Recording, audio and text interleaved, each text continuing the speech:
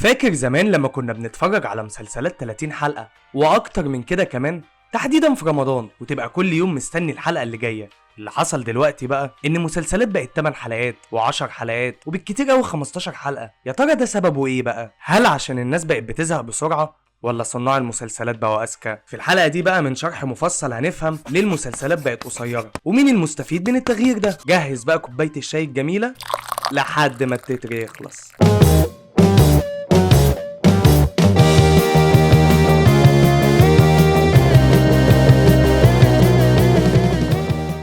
خلينا نتناقش مع بعض كده في موضوع مهم جدا، وهو انه ليه زمان كنا بنحب نتفرج على اعمال طويله جدا زي لا انا اعيش في جلباب ابي 45 حلقه، سوق العصر مثلا 40 حلقه. ده في مسلسل يا سيدي اسمه بوابه الحلواني اصدمك واقول لك انه 95 حلقه. لكن دلوقتي بقينا حابين نتفرج على مسلسلات حلقاتها قليله. ده انا ممكن اصدمك واقول لك بقى ان رمضان اللي فات اتعرض فيه حوالي 40 مسلسل، 30 مسلسل منهم يعني اكتر من 90% مسلسلات 15 حلقه، و10 منهم بس اللي 30 حلقه. اكيد مش صدفه يعني. ممكن نقول ان السبب في الموضوع ده ان الجمهور شايف ان مسلسل حلقاته قليله بتساوي جوده افضل، ومفيش مط ومفيش حشو، الحدوته واضحه والتركيز اعلى. بس في الحقيقه ان في اسباب اعمق من كده بكتير. ممكن نقول انها اسباب انتاجيه وفنيه وتسويقيه. المشاهد كمان نفسه اتغير، الجمهور دلوقتي بيتفرج على شاهد ونتفليكس ومنصات كتير. المشاهد عايز يشوف المسلسل كله في يوم اجازته، زائد ان المط والحشو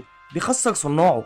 ما هو حشو كتير يعني ورق اكتر، ممثلين اكتر، وقت اكتر، فكل ده بيساوي ميزانيه اكبر. وصناع الدراما شايفين ان لو مش هعمل المسلسل ده في رمضان يبقى مفيش داعي اصرف عليه كتير، لان العالم كله بقى بيعمل كده. اغلب المسلسلات العالميه دلوقتي بقت من 6 ل 15 حلقه بالكتير قوي، لان القصص ما بقتش تتحمل 30 حلقه اصلا. مع ان زمان كانت الاعمال بتوريك صراع طويل قادر انه يشدك لمده 30 حلقه، لكن حاليا الحكايه بتركز في حدث واحد وتقريبا شخص واحد، ومن الاخر كده هتلاقي ان كله كسبان. المشاهد مش هيتعب قلبه شهر يتفرج على مسلسل، والانتاج مش هيصرف كتير، حتى الممثلين مش هينزلوا ايام تصوير كتير، وهي ماشيه. وبس كده، دي كانت حلقتنا النهارده من برنامج شرح مفصل.